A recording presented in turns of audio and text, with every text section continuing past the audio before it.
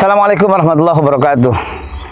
Teman-teman sekalian, sahabatku dimanapun Anda berada, saya berada di Lembang, Cikole, dan tetap menyediakan waktu untuk menyapa sahabat-sahabatku. Hadirin, sebutkan 48 pasal-pasal dalam Piagam Madinah. Susah? Oke, pasal 1 deh. Pasal 1 aja bunyi daripada Piagam Madinah. Nggak bisa juga? Kebangetan. Bukan Anda yang kebangetan, kurikulum kita yang kebangetan. Itu harus ada, karena itu kebanggaan umat Islam.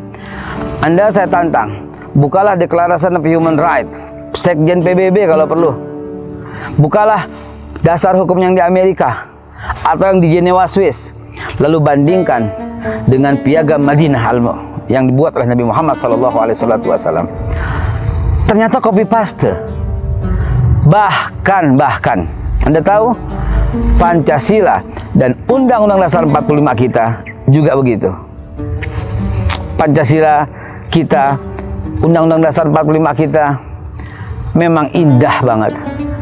Dan ternyata yang paling pas dengan semua undang-undang yang disebutkan tadi adalah Pancasila kita dan UUD kita.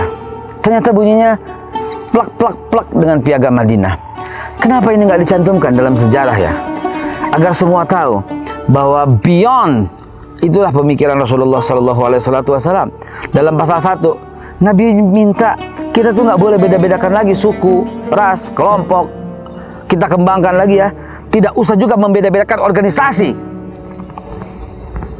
Karena itu semua tegakkanlah la ilaha illallah Muhammad Rasulullah. Itulah sebagai pengikat kita semua. Dalam pasal-pasal berikutnya, Nabi memuliakan anak Adam, Nabi memuliakan manusia, dijaga oleh Nabi kehormatannya, disatukan oleh Nabi. Dan Nabi dalam Piagam Madinah itu tidak lagi membeda-bedakan antara agama, ras, kelompok, dan golongan. Yahudi dipersatukan, Nasrani dipersatukan, Islam apalagi dipersatukan. Dan dipersatukan juga antara Islam dengan Yahudi, Islam dengan Kristen. Dan dilindungi oleh Nabi. Sampai Nabi mengatakan siapa yang mengganggu mereka sama dengan menggangguku. Sampai Nabi mengatakan dalam Piagam Madinah, apabila negara Madinah dalam bahaya, maka umat Islam maupun yang bukan Islam harus bersama-sama memikul untuk keamanan negara. Apa nggak hebat itu? Nabi melarang mengganggu orang-orang yang bukan Islam. Nabi melarang memaksa orang Islam memaksa untuk masuk ke dalam agama Islam. Luar biasa. Kenapa nggak masuk dalam sejarah kita ya? Kenapa nggak ada dalam kurikulum kita ya? Padahal itu penting sekali.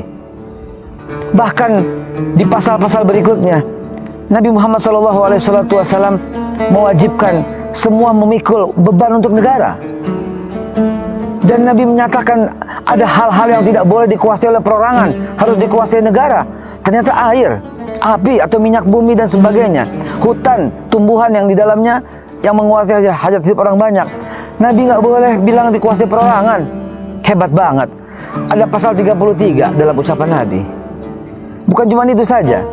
Bagi orang-orang yang bukan orang Madinah, Nabi haruskan untuk melapor kalau keluar masuk. Artinya Nabi juga menerapkan paspor dan visa.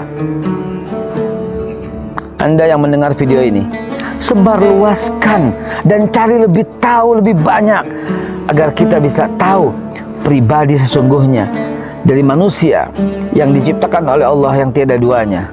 Dan karena beliau memang punya akhlak yang agung, Nabi Muhammad SAW, kita pengen merangkulnya, kita pengen memeluknya, kita pengen menciumnya, kita pengen terus untuk mendekat. Tapi apalah daya, kita berbeda zaman, kita berbeda masa, tapi selalu rindu.